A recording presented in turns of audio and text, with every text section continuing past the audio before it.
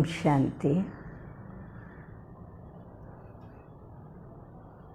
भारत की संस्कृति में एक बहुत बड़ी महानता है जिसके लिए सारा विश्व उसके आगे नतमस्तक है। परंतु नतमस्तक होते होते भी जब उस संस्कृति के अंदर थोड़ी सी विकृति आने लगती है या थोड़ा सा स्वार्थ आने लगता है, विकृति अर्थात स्वार्थ, तो लोग अभी उसके ऊपर हंसने शुरू कर देते हैं। जैसे आप विदेशों में देखेंगे दान शब्द नहीं, और भारत के अंदर दान, महादान और ऐसे दानी जिन्होंने अपने लिए कुछ नहीं रखा उनको तो इतना बड़ा दानी बोलते हैं कि उसके जैसा विश्व में कोई नहीं। तो अर्थात भारत की संस्कृति के अंदर दान का बहुत महत्व है, और दान वही कर सकता है जिसके अंदर शक्ति हो, जो चीज़ दान करना चाह रहा है शक्ति हो। और कई लोग तो ऐसे भी मानते हैं, कई तो ऐसी भी मान्यताएं हैं कि दान भी मानव जीवन की एक दिव्यता है, मानव की पहचान है। पशु पक्षी एक दूसरे को सहयोग देते हैं लेकिन दान नहीं देते। लेकिन हम लोग क्या करते हैं, किसी को भी सहयोग देते हैं, उस सहयोग शब्द को छोटा माना जाता है। सहयोग माना जिसके रिटर्न में कुछ चाहिए। सहयोग का मतलब मैंने आज आपको दिया तो हम आपसे आश रखेंगे कि ये कल हमको देवे, हम आपसे आश रखेंगे। लेकिन दान क्या चीज़ है, जो दे दिया उसको भूल जाते हैं, उसके रिटर्न में कुछ नहीं चाहते। कहते हैं अगर हमने उसके रिटर्न में कुछ चाहा या मन में रखा हमने दिया तो उसका पुण्य कम हो जाएगा, उसकी वैल्यू कम हो जाएगी, उसकी प्राप्ति कम हो जाएगी। क्योंकि जो कोई जो कुछ दान करता है वो वर्तमान के लिए नहीं करता है, वो भविष्य के लिए करता है। और जब ये मनुष्य के अंदर से वो रियल दान की दिव्यता ख़त्म हो जाती है तो मानवता रह जाती है। मानवता में क्या है, मैं करूं और आप भी मेरे साथ करो। दान वह चीज़ है, दिव्यता वह चीज़ है जिसके रिटर्न में कुछ नहीं चाहिए। मानवता क्या चीज़ है, मैं करूं आप भी करो समय पर। अगर मैंने किया कल मेरा समय पर आपने नहीं किया तो क्या होगा, और फिर हम आपके लिए नहीं करेंगे। लेकिन आज दान और दिव्य मानवता, उससे बढ़ कर के हम और नीचे पहुंच गए। कहाँ नीचे पहुंच गए हैं, दानवता पर पहुंच गए हैं।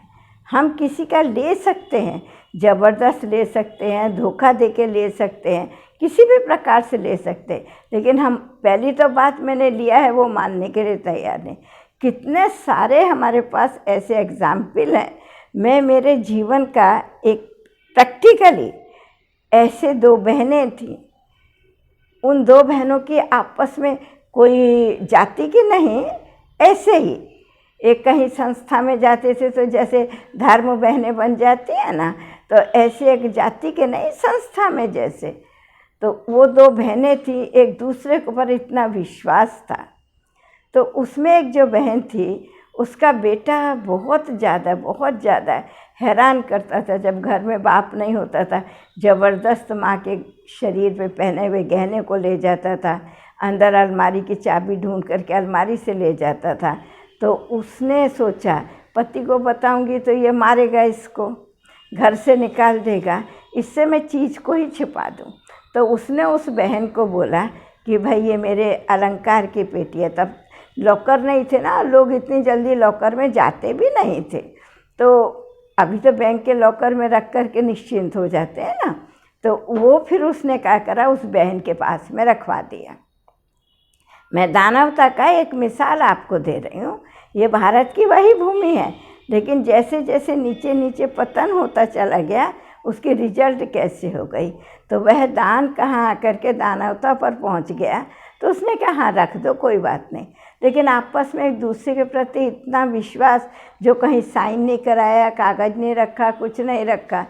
तो जब उसको समय आया, उसको ज़रूरत पड़ी उस चीज़ की, तो उसने कहा मेरा वो बॉक्स, मैं आज आपके पास आई हूँ, मेरा वो बॉक्स। कहा कौन सा बॉक्स?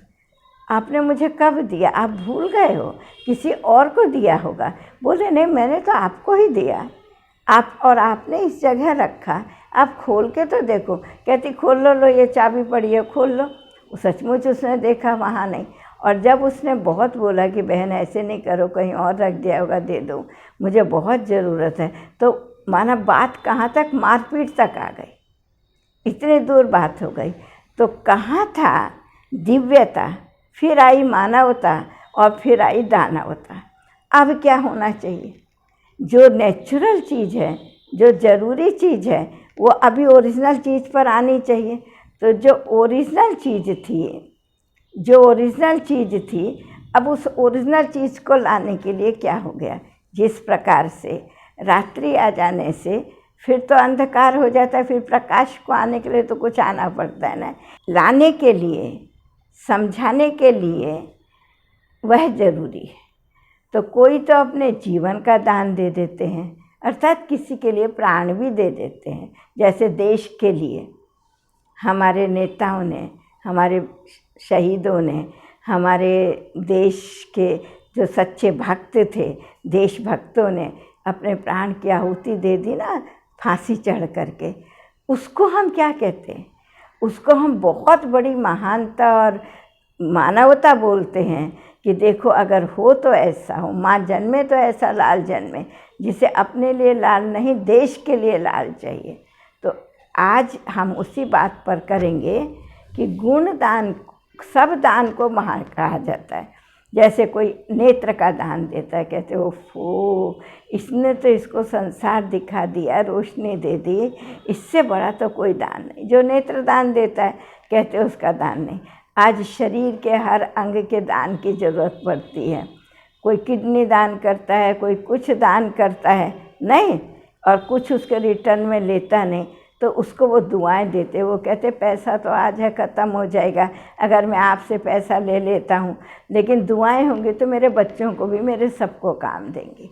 लेकिन आज व्यक्ति इस चीज़ को नहीं समझता है।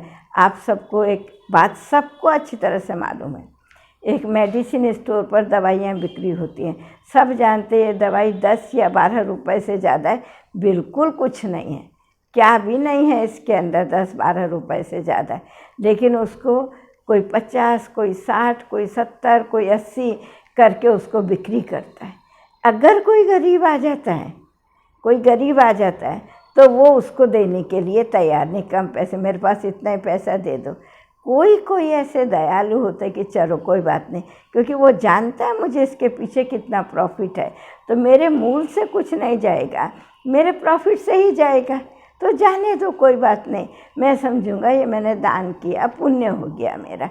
ऐसी भावना वाले भी हैं। और कई लोग समझते हैं राह कौन सी ऐसी राह जहाँ कहाँ भी कोई नदी की, कोई झरना की, कोई कुछ कुंड, कुछ भी ना दिखाई दे। ऐसे राहियों के रास्ते में चलते हुए जब गर्मी पड़ती है, पथिकों के लिए प्याऊ बना दिया जाए, माना जल का स्थान बना दिया जाए, जहाँ लोग आए पानी पिएं। और लोगों को ऐसा साधन कर देते हैं, कुआं खोद के कि बोरिंग खोद करके, जो उसमें पानी सदा रहता है, जो आए सो पी के जावे। ऐसे कुछ लोग और क्या करते हैं कि लोगों को शरण मिले। अभी तो धर्मशाला में पैसा लेने लगे, पहले धर्मशाला में फ्री रखते थे, और धर्मशाला में ज़रूरी लोग ही जाते थे जो समझते, क्योंकि लोगों के हृदय में मानवता थी ना। तो जो लोग समझते थे कि नहीं हमें बहुत ज़रूरी है, हम पैसा देकर कहाँ रह नहीं सकते, लेकिन कितनी अति ज़रूरी के काम से हमको रुकना पड़ता है, तो लोग धर्मशाला बनवाते थे। और मालिक कहता था तुम के इसको व्यवस्था के लिए जो कुछ भी चाहिए, मेंटेनिंग के लिए, मैं आपको पैसा दूंगा, आप किसी से भी जो इनको रखोगे उनसे पैसा नहीं लोगे। ऐसे था। अभी तो धर्मशाला में भी पेमेंट करना पड़ता है। ठीक इसी प्रकार से कई लोग दातव्य हॉस्पिटल बनाते थे, अर्थात फ्री सेवा होती थी। समझते थे हम किसी को स्वास्थ्य का दान देंगे, उसकी दुआएं हमें स्वस्थ रखेंगे, हमारे परिवार को स्वस्थ रखेंगे, और ये दुआएं हमें जन्म जन्मांतर काम देंगे। सबके अपने बुद्धि के अंदर दान का एक स्केल होता है, एक मात्रा होती है, एक स्थान होता है। और उसके पश्चात धीरे धीरे जब हम आगे चले तो चलते चलते क्या हुआ, लोगों को अभी ज्ञान की या कहेंगे ऐसे विवेक की ज़रूरत पड़ी जो बाहर से कोई आवे। तो हमारे जो धर्म पिताएँ आए तो उन्होंने क्या किया, जो कुछ उनका था, जैसे मैं राजा गौतम की बात बताती हूँ। गौतम ने क्या किया, उसका सब कुछ राज्य भाग्य था, परिवार था, बच्चा था, सब कुछ था। वो कुछ भी अपने साथ नहीं लेकर के आया, लेकिन फिर क्या हुआ, वो सब अपने परिवार के लिए छोड़ के चला आया। तो उसको कोई नहीं कहते कि दान दिया, क्योंकि उसका धन उसके घर में ही रह गया और किसी को मिला नहीं वह धन। लेकिन उसको त्याग कहा जाता है कि त्याग करके आ गया प्रभु को पाने के लिए और प्रभु का संदेश जन जन को देने के लिए, गिरते हुए मनुष्य को चरित्र उत्थान करने के लिए, अशांत व्यक्ति को शांति मिलने के लिए। इस प्रकार की भावना संसार के अंदर जागृत हुई। लेकिन आज हम देखते हैं कितने clubs, rotary club, Lions club, कितने क्लब्स हो गए। कोई गरीब नारी होती है, उसको मशीन दे देते हैं, उसकी नौकरी करा देते हैं, उसको कपड़ा सिलने के लिए ला के दे देते हैं, सिलाई सिखाते हैं, सिलाई सिखा के लो तुम कपड़ा सिलाई सिखाने का पैसा नहीं देते, खुद फीस भर देते हैं, चलो हम थोड़ा तुमको कपड़ा देते हैं, तुम इसको सिल के बिक्री करो अपने परिवार का, फिर उस पैसे से और लेते जाओ, बिजनेस को बढ़ाते जाओ। आपने चीज़ तो दे दी, लेकिन चीज़ के अंदर नेक तो नहीं दिया, नेकता तो नहीं दी, ईमानदारी तो नहीं दी, लोभ तो उसका ख़त्म नहीं कर दिया। अब उसको क्या हुआ, ये फ्री में मिल गया, पैसा मिलने लगा, थोड़े दिन बाद आलसी हो गए। तो उससे जो धन कमाया वो सब खत्म हो गया। तो जब वो धन खत्म हो गया तो वस्तु भी, मशीन भी बिक्री कर दी, सिलाई की मशीन, सब कुछ बिक्री कर दिया। तो जब तक पैसा रहा खाते रहे। फिर जब सब खत्म हो गया तो क्या कहा, मशीन खराब हो गई, ये चीज़ खराब हो गया, वो चीज़ खराब हो गया से। तो जब उससे पूछा कम से कम जो खराब हो गया वो हमें लाके तो दो, वो तो हमें दिखा दो, फिर हम देखेंगे तुमको दूसरा देंगे। लेकिन वो तो है ही नहीं, उसने तो उसका भी पैसा यूज़ कर दिया। तो जैसे जैसे समाज सभी रीतियों से, सभी दृष्टिकोण से नीचे नीचे आता गया, ऐसे एक तरफ त्याग बढ़ता गया समाज के अंदर और एक तरफ दान बढ़ता गया। क्या दान, कोई ने वस्त्र दान दिया, कोई ने नेत्र दान दिया, कोई ने धन दान दिया, कोई ने वस्तु दान दिया, कोई ने स्थान दान दिया। इस प्रकार से फिर उसके बाद क्या शुरू हो गया कि जैसे कोई गरीब है, उसकी कन्या है, वो उसका विवाह नहीं कर सकते या उसको पढ़ा नहीं सकता, पैसा नहीं है, तो लोगों ने पढ़ाने के लिए पैसा देने लगा, कन्या का विवाह कराना, इसको महापुण्य समझने लगे, ये भी एक प्रकार का दान है। वो सब करते करते करते करते आज हम किस जगह पर आके पहुँचे, कोई का भी दान कार्य नहीं दे, माना सब कुछ कार्य नहीं कर रहा है, अर्थात लोग वैसे के वैसे हैं। और आज आप एक चीज़ को देखेंगे, ज़्यादा से ज़्यादा लोग अभी अपंग होते जा रहे हैं। किसी को आँख नहीं तो किसी के कान से नहीं सुनाई देता, तो कोई गूंगा है तो कोई लंगड़ा है, कोई हाथ से कार्य नहीं कर पा रहा, ज़्यादा से ज़्यादा, अधिक से अधिक। तो आप कहाँ तक दान देंगे? तो आज एक ऐसी हस्ती की, एक ऐसी शक्ति की ज़रूरत है जो हमें ज्ञान दान देवे, जिस दान से हम इतने संपन्न और शक्तिशाली बन सकते हैं जब हम वह दान अपने जीवन में गुणों के रूप में धारण कर लेंगे। वो ज्ञान दान देता है जिसमें गुण भी हैं, जिसमें कार्य प्रणाली भी है कि क्या करो, जिसमें संकल्पों को श्रेष्ठ करने की शक्ति भी है, जिसमें हृदय में औरों के लिए स्थान है, जिसको कहते हैं ना अंदर से दया आनी चाहिए। जैसे कोई भीख मांग रहा है, चिल्ला रहा है, तो उसकी करुण आवाज़ आपके हृदय को टच करनी चाहिए कि हम क्या करें जो इसे कभी जीवन में भीख ही ना मांगनी पड़े। अब किसके पास ये नॉलेज है, किसके पास ये शक्ति है, किसके पास इतना धैर्य है, चलो थोड़ा दे दो, जाए कर जाए, ठीक नहीं। लेकिन अब लोग ऐसे हो गए, हाँ जाके तुम काम करो, ऐसे क्यों इतना लंबा चौड़ा ऐसे घूम रहा है। माना दान देने से भी उनकी प्रवृत्ति हट गई। और जो कोई कुछ मांगता है तो हम जानते हैं आजकल के भिखारी भी कैसे होते हैं, झूठे भिखारी बन जाते हैं, मांगते रहते हैं, अंदर बहुत पैसा होता है और यूँ ही शराब पी के ये करके वो करके जीवन पैसे को बर्बाद करते हैं, जीवन को बर्बाद करते हैं। नहीं, अभी तो ऐसी ऐसी संस्थाएं बन गई हैं जहाँ भिखारी करके हाथ पैर तोड़ करके अपने पास रखते, फिर भीख मांगने के लिए छोड़ देते हैं।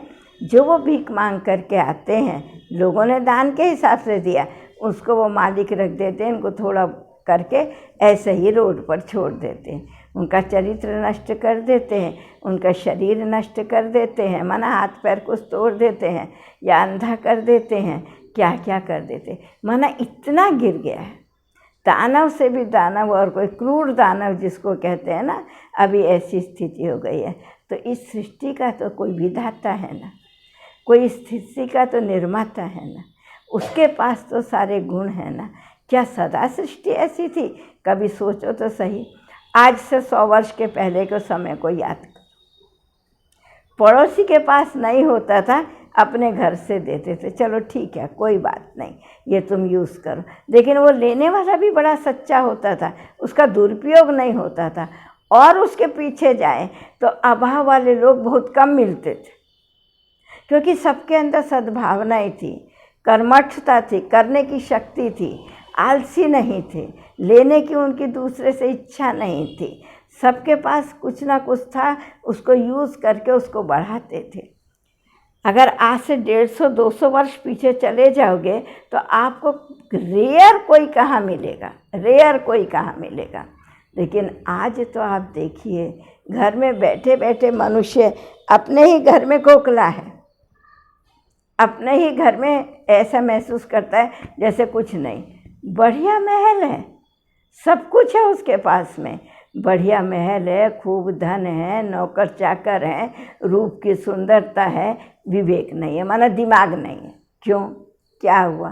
किसी को आँख नहीं, अंधा है, ठीक नहीं, किसी को पाँव नहीं है, लंगड़ा है, किसी को रोग युक्त शरीर है, कोई उसका निदान नहीं है, घर वाले तंग हो जाते हैं, खाना नहीं देते, वो नहीं देते। लेकिन उसके समझो 4 भाइयों में से एक भाई ऐसा है, तो 3 सोचेंगे तो बेकार है, पड़ा रहे, 2 रोटी खा करके, बाद में वो रोटी भी नहीं देंगे, बाहर रोड पर छोड़ देंगे, उसका हिस्सा सारा ले लेंगे।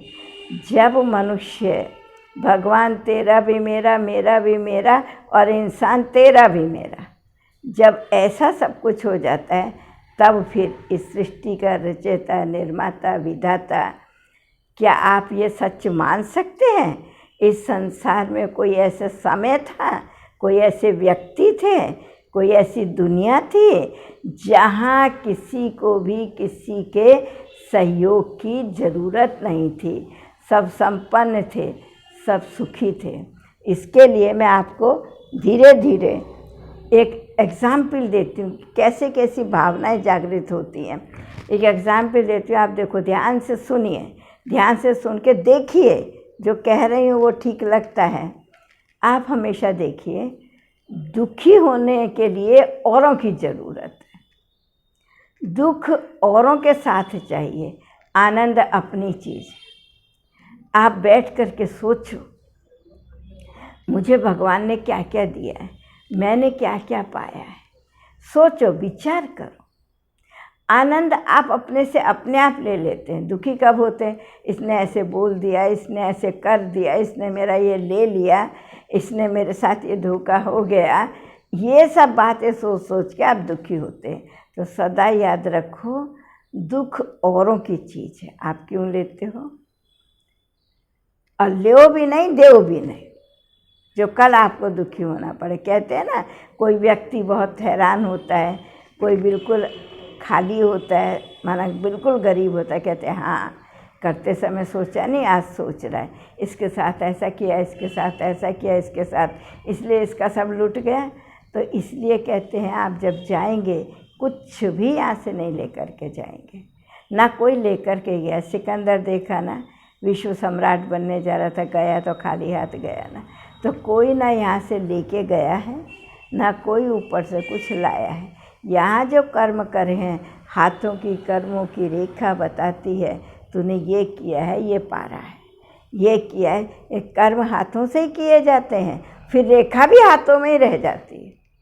जिस रेखा द्वारा पता पड़ता है मैंने अच्छा किया है कि मैंने बुरा किया है। तो अब हम देखें, हम सदा याद रखें, हम अपने पास अगर संग्रह करना चाहते हैं तो 3 चीज़ संग्रह करें। एक तो समय को संग्रह करें, दुरुपयोग ना करें। समय चला जाएगा, रुकेगा नहीं, रुकेगा नहीं रुकेगा। एक तो समय का सदुपयोग करें, दुरुपयोग नहीं करें। गया हुआ समय कभी ध्यान साथ नहीं आता। दूसरा, स्वास्थ्य का ध्यान रखें। तीसरा, चरित्र का ध्यान रखें, क्योंकि जब हमारा चरित्र चला जाता है तभी हमारे से सारे दुष्कर्म होते हैं और दुष्कर्मों की सज़ा हमें मिलती है। तो इसलिए हम दुष्कर्म ना करके ऐसा कर्म करें जो हमको दुआएं मिले।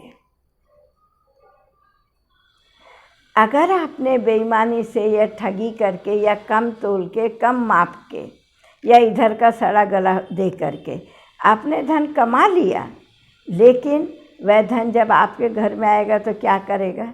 जैसे आपकी एक फल की दुकान है फॉर एग्ज़ाम्पल, या एक कपड़े की दुकान है, चलो वही एग्ज़ाम्पल ले लो। कपड़े की दुकान है, आपने बहुत पुराना स्टॉक रखा है लेकिन ऊपर से बिल्कुल ठीक है, तो वो पूछेगा भाई ये मजबूत है ना, ठीक रहेगा ना, चलेगा ना, इसका कलर तो नहीं चला जाएगा? आपको मालूम है कि ये मजबूत नहीं है, बहुत पुराना स्टॉक है, ये पहने बनाएगा, सिलाई का पैसा देगा, 2-4 बार पहनेगा, फट जाएगा।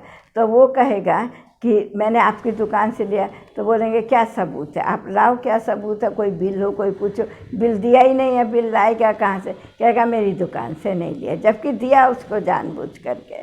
तो ठीक इसी प्रकार से सदा याद रखो, आप जो देंगे वो आपको कई गुना होकर के मिलेगा। जैसे कोई ने, आप फल लेने के लिए गए, आपने कहा 1 किलो फल दे दो, उसने क्या करा?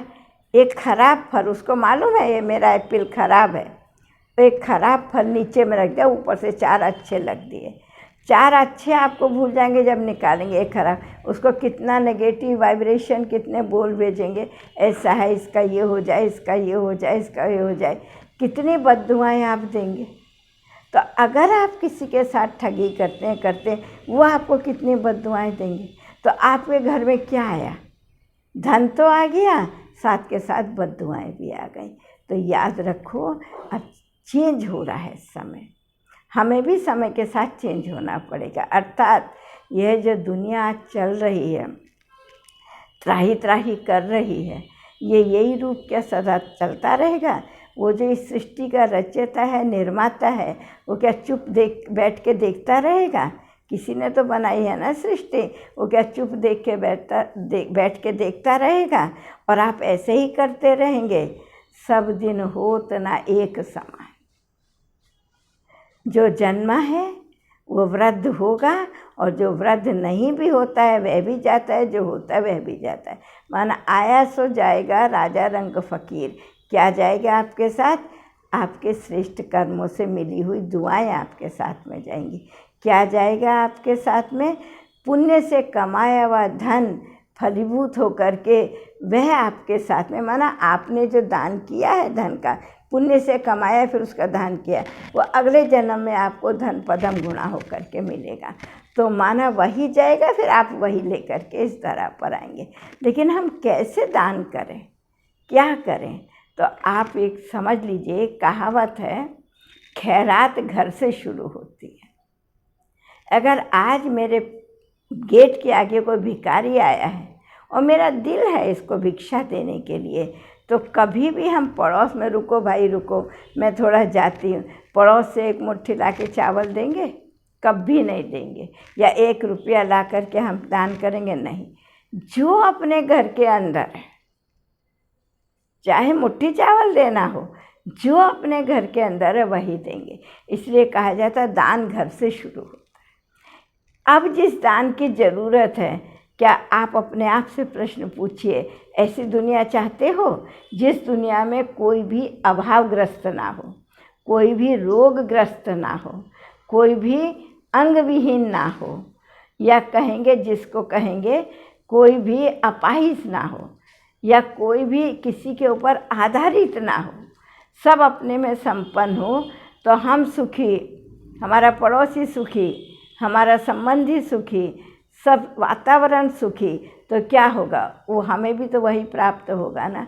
तो शायद आपको विश्वास ना हो, आज के संस्कारों को देख के, स्वभाव को देख करके, कार्य प्रणाली को देख करके, मनोवृत्तियों को देख करके आपको लगता होगा जो बुरा करते हैं वो तो बड़ा सुख पाते हैं और जो अच्छा करते हैं वो दुख उठाते हैं।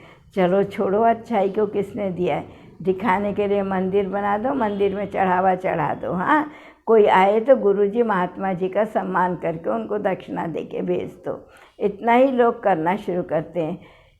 औरों का धन मन दुखा करके लिया हुआ आपको अंदर अंदर वेदना देती है।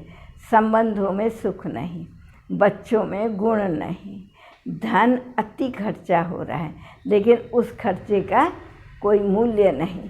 मतलब जो कुछ भी है टेंशन आपको उसके बाद में मिलता है। तो पहले तो आज एक चीज़ को सत्य समझो, मानो, कल्पना की बात नहीं करिए, जो रियलिटी है उस रियलिटी को स्वीकार करो, सत्यता को स्वीकार करो। इस सृष्टि के ऊपर एक समय ऐसा भी था जिस समय के अंदर कोई भी ऐसा नहीं था जिसको कोई चीज़ चाहिए, सबकी अपने पास थी, लेकिन उसमें भी अहंकार नहीं था, दुर्व्यवहार नहीं था, कम ज़्यादा नहीं थे, राजा प्रजा दास दासी सब थे उस दुनिया के अंदर। राजा का तो धन जरूर ज़्यादा होगा लेकिन उसके अंदर उच्चता किस चीज़ की थी, धन की उच्चता नहीं। क्यों नहीं धन का अहंकार था, क्यों नहीं धन का दुरुपयोग था, क्यों, कारण उसके अंदर दिव्य गुण थी और उन दिव्य गुणों से वो सृष्टि एक दिन नहीं, 2 दिन नहीं, 2500 वर्ष, 2500 वर्ष इस सृष्टि के ऊपर लोग जन्म लेकर के रहे हैं, परिवार बनाया है, चले हैं। हम आज तक उस दुनिया का वर्णन करते हैं कि राम राजा राम प्रजा राम साहूकार है, बसे नगरी जिए दाता धर्म का उपकार है। वो कौन सी दुनिया थी, खाली गायन योग्य थी क्या, प्रैक्टिकल में नहीं थी कि कहाँ ऊपर आकाश में नहीं थी, नहीं, जीवन इस धरा पर ही है, दुनिया यहीं है। और कहाँ दुनिया, दुनिया उसको कहा जाता है जीवन होता है, और जहाँ जीवन है वहाँ कार्य है, और जहाँ कार्य है उसका फल है, अच्छा या बुरा। तो जिस प्रकार से धन घर से शुरू होता है, ठीक इसी प्रकार से दान भी, गुण दान जिसको कहा जाता है, वो अपने से शुरू होगा। तो धन कौन दे सकता है औरों को, जब उसके पास जमा है, अपने से ज़्यादा है, वही औरों को दान कर सकता है। जिसका अपने लिए ही है वो भी दान करते हैं लेकिन एक लिमिट में। जिसका अथाह धन है वो औरों को अच्छी तरह से दे सकता है, ज़्यादा दे सकता है। तो अब हमें अगर ऐसी दुनिया में जाना है या ऐसी दुनिया बनाना है तो हमें सबसे बड़ा दान कौन सा दान माना जाता है, गुण दान। लेकिन वो गुण आता कैसे है, कहाँ से आता है, उसके लिए ज्ञान चाहिए। अब वो ज्ञान दान किससे मिले हमसे, ऐसे तो हमें किसी से ज्ञान मिलता है, ऐसे थोड़ी ज्ञान नहीं मिलता। हम चींटी से भी सीखते, क्या सीखते, अथक होकर के चलते रहो, झुको नहीं, रुको नहीं। हम मकड़ी से भी सीखते हैं, 1 बार नहीं, 2 बार नहीं, 3 बार नहीं, अपने रहने के लिए जाला बनाती है, गिरती है चढ़ती है, गिरती है चढ़ती है, लेकिन वो अपने लिए नहीं। अभी हमें देखना होगा, पहले हम अपने लिए करें। हमारे पास भी तो नहीं है ना, सेकंड में क्रोध आ जाता है, सेकंड में मोह आ जाता है, क्या क्या क्या क्या आ जाता है, और फिर देखो ऐसे कार्य हो जाते हैं, जोश में आके खून भी कर देते हैं, पता नहीं चलता ये क्या हो गया। तो हम आते हैं, हमारे इस भारत के अंदर दान कहाँ से शुरू हुआ। सबसे पहले उपदेश देना शुरू करा। उपदेशकों ने, ऋषियों ने, मुनि ने, विदेशियों ने हमें उपदेश दिए, उपदेशक बने। इसलिए बच्चों को गुरुकुल में पढ़ने के लिए भेजते थे कि गुरु से दान लेकर के आएंगे, ज्ञान दान लेके आएंगे, उसको दक्षिणा देंगे और जीवन में एक श्रेष्ठ बालक होकर के जिएंगे। हम सब जानते नहीं हैं, कितनी सारी कहानियाँ हम सब जानते हैं। गुरुकुल की कहानी जानते हैं, आश्रम की कहानी जानते हैं, संत महात्माओं की कहानी जानते हैं, बहुत सारी चीज़ें जानते हैं। लेकिन अब हमें क्या करने का है? अब हमें देखने का है। सब कुछ कर लिया लेकिन हम पतन की ओर आते गए। क्यों? हमारा बीज चेंज नहीं हुआ। माना हमारा अगर किसी वृक्ष के बीज को चेंज कर देंगे तो वृक्ष भी तो चेंज हो जाएगा। तो अभी जो है देह अभिमान का, स्वार्थ का, कोई ना कोई या तो अपने नाम मान शान का या तो उसके रिटर्न में प्राप्ति का कोई ना कोई भाव हमारे मन में है, इच्छा हमारे मन में है। उस इच्छा से जो करते हैं वो अल्पकाल का मिलता है, मुझे भी और दूसरों को भी, लेकिन अभी पूरा टोटल खाली हो गया है। अब फिर से कैसे करें? तो अभी वह हस्ती चाहिए, वह व्यक्ति नहीं कहेंगे, मैं तो ये नहीं कहूँगी, वह एक आत्मा चाहिए या परमात्मा चाहिए जो अभी हमें आके, जिसको अपना शरीर नहीं, उसको अपने लिए कुछ भी नहीं चाहिए। तो जिसको अपना शरीर ही नहीं, उसको घर क्यों चाहिए? जिसको अपना शरीर नहीं, उसको वस्त्र क्यों चाहिए? उसको अन्न क्यों चाहिए? उसको व्यवहार क्यों चाहिए? सारा विश्व उसका अपना है। हम सब परमात्मा के बच्चे हैं। कोई कहे मेरा बेटी मेरा बेटा, लेकिन जब अगर बच्चे में चेतना ना हो, वो देखे नहीं, हंसे नहीं, बोले नहीं, यूँ ही एक मांस का जैसे बंडल जैसा पड़ा हो, पैदा हो तो वो वैसे का वैसा पड़ा हो, तो आप क्या कहेंगे? बच्चा है, कहेंगे मृतक है। चेतना किसने डाली? आपने डाली? आपने बनाई क्या? नहीं। वो चेतना जिसकी है वही मालिक है। अब जबकि मानसिक चेतना सभी की समाप्त हो चुकी है, अच्छा सोचने की शक्ति भी नहीं रही है, अच्छा करने की तो बात छोड़ो, अच्छा सोचने की शक्ति भी नहीं रही है, तब उस समय परमात्मा को आना पड़ता है। तो वह परमात्मा जब इस सृष्टि पर आता है तो एक मनुष्य तन का आधार लेता है और वह क्या करता है? इस विश्व परिवर्तन के श्रेष्ठ कार्य के लिए उसे दिखाता है वैसी दुनिया आनी है और मुझे तेरे द्वारा ऐसी दुनिया बनानी है। लेकिन एक के द्वारा कैसे दुनिया बन जाएगी? तो उसने फिर भी यह संकल्प नहीं करा कि एक मेरे बनने से क्या हो जाएगा, वो संकल्प उसने नहीं करा। लेकिन जब उसने सब प्रकार से चारों ओर से समझ लिया और समझ करके स्वीकार कर लिया कि हाँ मैं इसके लिए तैयार हूँ, तो उससे बड़ा संसार में कोई दानी नहीं। आज दयानंद आया, चिन्मयानंद आया, कितने इस धरा के ऊपर होकर के गए हैं, सब अपनी संपत्ति घर में छोड़ के गए, तो कैसे बड़ा त्याग है।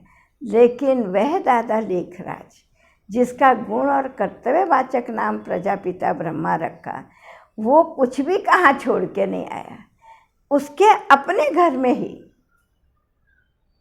एक ऐसा शिक्षा केंद्र बना,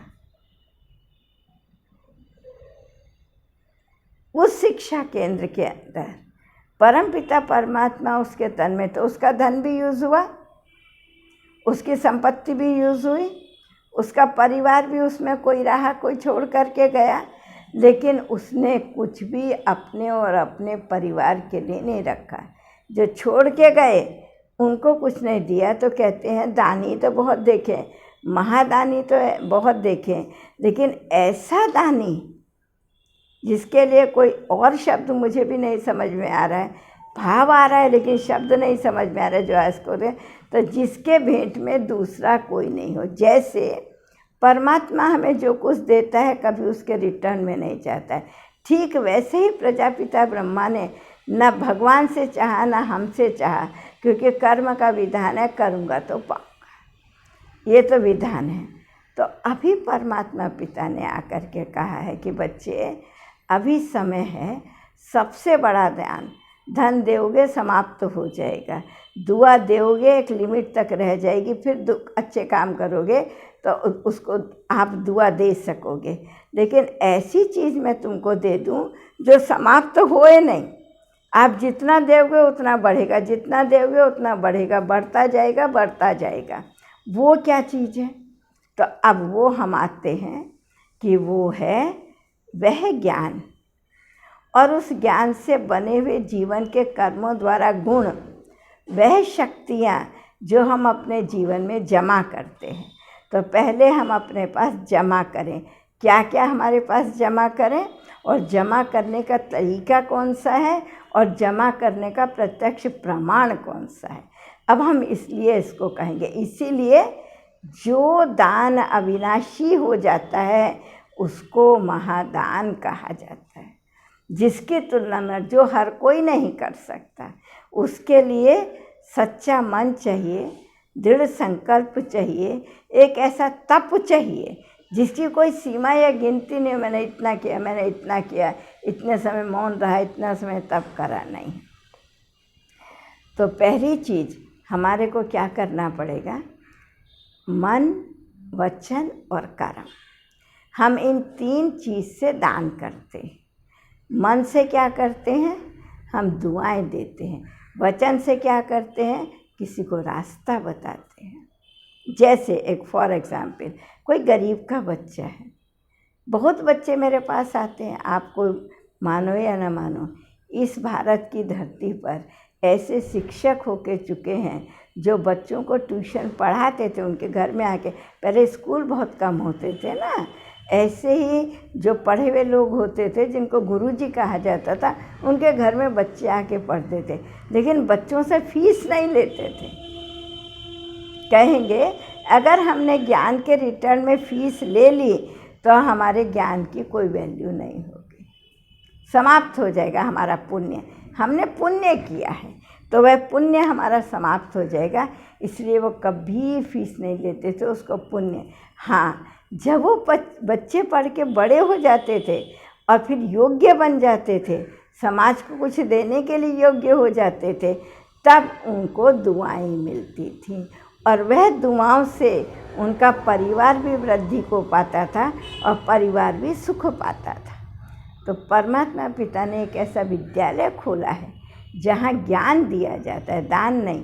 ये परिवार है, प्रजापिता ब्रह्मा कुमारी ईश्वर विश्वोदय। घर से बाहर हम किसी को देते हैं तो सहयोग या दान कहलाता है। घर के अंदर जो करते हैं वो हमारा कर्तव्य कहलाता है। पिता का कर्तव्य है कमा के लाना, माँ का कर्तव्य है बना के सजाड़ के संभाल के रखना, बच्चों का कर्तव्य है माता पिता के आदेश को मान करके ठीक पढ़ें, धन का सदुपयोग करें, बुरे संग में नहीं आवें, अर्थात उनकी आज्ञा को मानें। तो आज सब अपने अपने कर्तव्यबद्ध हो करके अगर इस कार्य को संभालते हैं तो हर घर सुखी, संपन्न और खुशहाल हो सकता है। तो परमात्मा पिता ने के विद्यालय से पहले परिवार बनाया, जहाँ आकर के अनेकों भाई बहन आके रहे। वह उसी जगह, उसी धन से, उसी स्थान से, उसी शिक्षा से अपने जीवन को श्रेष्ठ बना के 14 वर्ष तपस्या करी, अर्थात ये अभ्यास किया, मैं ये विनाशी शरीर नहीं हूँ, मैं अविनाशी आत्मा हूँ। मुझे मीठा ही बोलना है, मुझे गुण ही देखने हैं, मुझे देह को नहीं देखना है। हर देह में एक चैतन्य आत्मा है, उस आत्मा को ही देखने का है। ऐसे सब अभ्यास करते करते 14 वर्ष में वो विश्व कल्याण के लिए तैयार हो गए। एक भावना उनके अंदर, ये हमारा जीवन हमारे लिए नहीं है, हमारा तन मन धन विश्व कल्याण के लिए, और आज विश्व को हमारे सब चीज़ की ज़रूरत है। तो जिस प्रकार से आकाश में एक सूरज होता है, अनेक सूरज नहीं चाहिए प्रकाश के लिए, तो इतने बड़े विश्व में जो अंधकार छा गया है, दुष्कर्म फैल गए हैं, दुख शांति हो गई है, अभाव हो गया है, तो इसके लिए बहुत लोग नहीं चाहिए, थोड़े से लोग ही अपनी श्रेष्ठता के आधार पर, दृढ़ता के आधार पर, कर्तव्य निष्ठता के आधार पर इस विश्व को बदल देंगे। तो अब वह दिन नहीं, ये विश्व ऐसा चलने वाला नहीं, ये चलने वाली दुनिया नहीं, ये जल रही है, अभी पूरा धूं धूं करके जलने वाली, अर्थात समाप्त होने वाली। किधर से आपको दुनिया हर चीज़ की अति हो गई है, बताइए। मिलावट की अति हो गई है, बेईमानी की अति हो गई है, लूट खसोट की अति हो गई, किस चीज़ की अति नहीं है समाज में, ये बताइए। माना मनुष्य जैसे मनुष्य ही नहीं रहा, दानव से भी नीचे। दानव किसी एक जगह ही उपद्रव मचाते थे, किसी एक को ही परेशान करने लगते थे। अभी तो घर में मनुष्य अपने घर में उपद्रव मचा रहा है, ठीक नहीं। तो अभी परमात्मा पिता ने हमारे अंदर उन शक्तियों को जमा किया है, उन गुणों को जमा किया है, जिसको उदारता, मधुरता, निर्माणता, निमित्त भाव, मेरा कुछ नहीं, मैं ट्रस्टी हूँ, ये मुझे विश्व कल्याण के लिए मिला हुआ है। मेरा समय, संकल्प, बोल, कर्म, धन जितना अति ज़रूरी है शरीर पर खर्चा करो, विश्व कल्याण की सेवा में लगाओ। आज आप देख रहे नहीं रहे, एक कमरे के स्थान से संस्था एक कमरे में शुरू हुई थी, आज सारे विश्व के अंदर एक व्यक्ति के द्वारा जहाँ 100 कन्याएं माताएं आ गईं, आज वही संस्था सारे विश्व में इतनी हो गई कि कोई, पहले तो कहते थे कोई शहर नहीं, मैं तो कहती अभी कोई गांव नहीं होगा जहाँ पर ये परमात्मा पिता का परिचय दे के लोग ज्ञान दान, गुण दान, सहयोग, धन सब अपना लगा के समाज को शांति, सुख और प्रेम बांट रहे हैं। लेकिन पहले हमें अपने पास जमा करना है। जमा करने के लिए हमें कुछ शक्तियों की ज़रूरत पड़ती है। पहले हमारे संकल्पों को हम वेस्ट ना करें। जमा करने की विधि अभी मैं बात बताती हूँ। आपका जमा ही नेचुरल आपके द्वारा मिलने लगेगा, और इस दान से ऐसी दुनिया आएगी जहाँ कभी किसी के कोई नेत्रहीन नहीं होगा। माना आपको नेत्रदान के, कोई गरीब नहीं होगा, सब धन धाने से दर्द का, आपको धन दान की ज़रूरत नहीं पड़ेगी। कोई अपंग नहीं होगा जो आपको किडनी या कोई चीज़, आँख कुछ दान में देनी पड़ेगी, क्योंकि इन इंद्रियों द्वारा वही आत्माएं उस दुनिया में होंगी जो इन इंद्रियों से यहाँ ही बुरे कर्म करना समाप्त कर देती हैं। ज्ञान के आधार पर श्रेष्ठ कर्म करना सीख जाती हैं, वो शक्ति उनके अंदर आती है, वो दृढ़ता उनके अंदर आती है। इसीलिए एक विद्यालय, ये एक ऐसा, अभी तो लॉकडाउन है, बात दूसरे, तो भी अभी इंटरनेट के माध्यम से सारे जगह हमारी ये क्लासेस सब अपने घर में बैठ के सुन रहे हैं, लेकिन ज्ञान का दान चल ही रहा है, ज्ञान सभी को मिल रहा है, वो एक दिन भी नहीं। वैसे भी इस विद्यालय में ना संडे छुट्टी है, ना मंडे छुट्टी है, ना कोई सब पर्व हम करते हैं लेकिन छुट्टी नहीं है, हम उसको मनाते हैं औरों को उसके द्वारा। जैसे अभी देखो दुर्गा पूजा आ रही है, आप अभी देखेंगे प्रजापिता ब्रह्मा कुमारी ईश्वरीय विश्वविद्यालय शांति कुंड PURC प्रभु उपाधि रिट्रीट सेंटर के माध्यम से PURC चैनल द्वारा आप 9 दिन तक 17 तारीख से 25 तारीख तक एक अनोखा ऐसा खेल देखेंगे, एक ऐसा चीज़ देखेंगे जो आपने कभी स्वप्न में भी नहीं सोचा होगा, और आप सोचेंगे लेकिन आप वो साकार में देखेंगे। पूरे गंजाम गजपति ज़िला में वो प्रैक्टिकल में ऑनलाइन में हो रहा है, लेकिन उसको जो जहाँ बैठे हैं विश्व में भी, अलग अलग भारत के बाहर भी, अन्य देशों में भी वो कार्य कर रहे होंगे। तो अभी आज हम देखते हैं, हम आएंगे, हमें अपने अंदर गुणों को जमा करना है, शक्तियों को जमा करने का। तो एक तो शुद्ध संकल्प जमा करने का साधन है। दूसरा क्या है, अपने कर्म द्वारा औरों को शिक्षा मिले, प्रेरणा मिले, वो उससे हमारा पुण्य जमा होता है। और तीसरा क्या है, निमित्त भाव, निर्माण भाव से, निरहंकारिता से हमारा भाग्य जमा होता है, हमारे कर्म श्रेष्ठ बनते हैं।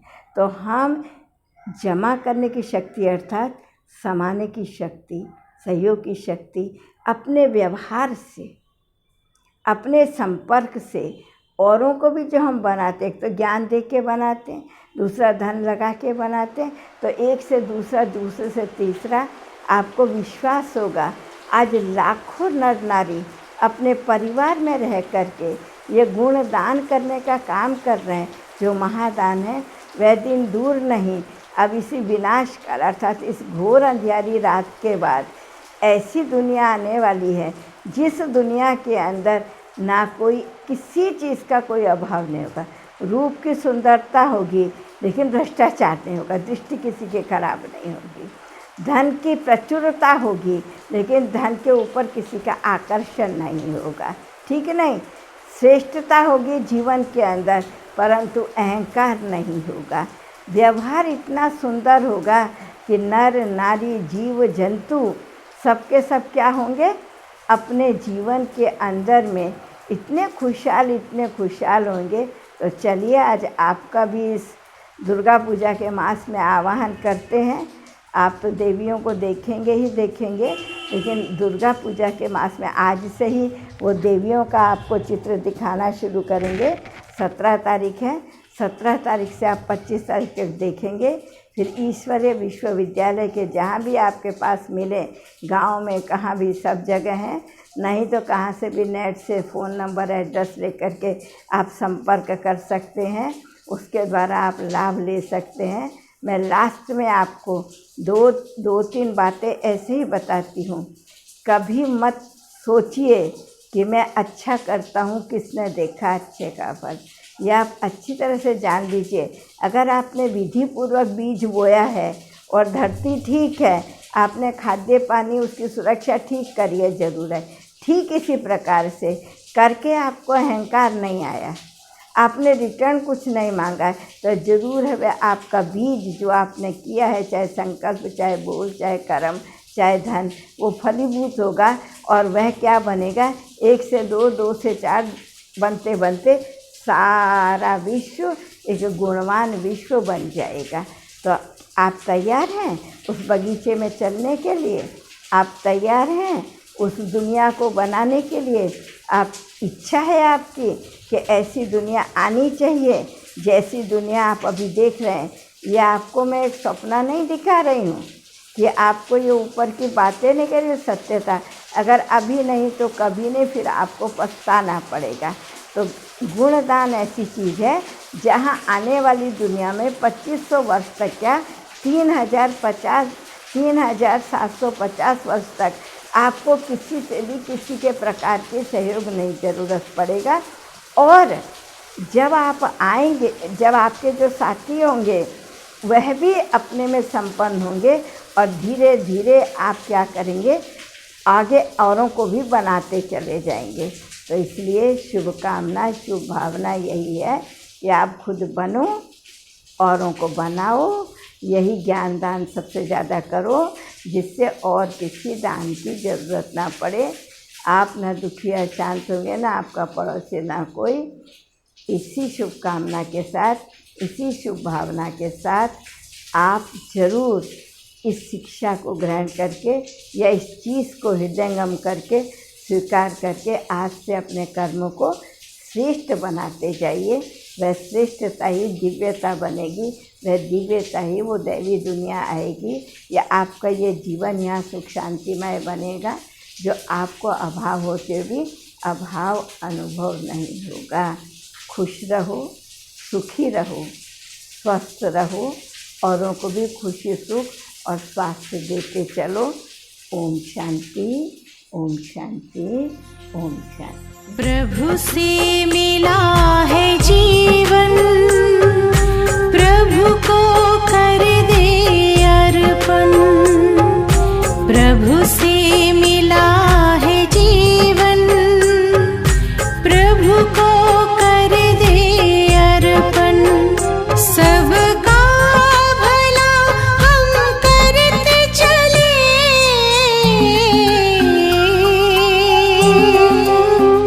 सबका भला हम करते चले। हर्षित हो धरा गगन, बस उसका कहना माने, फिर सब कुछ वो ही जाने। बस उसका कहना माने, फिर सब कुछ वो ही जाने। से मिला है जीवन, प्रभु को कर दे अर्पण।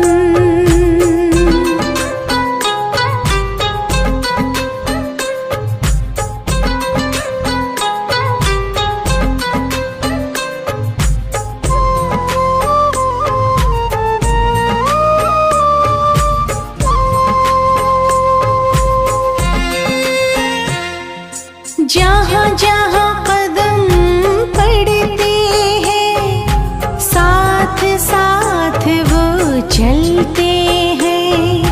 कहीं कुछ गलत ना हो जाए, इशारे हमको करते हैं।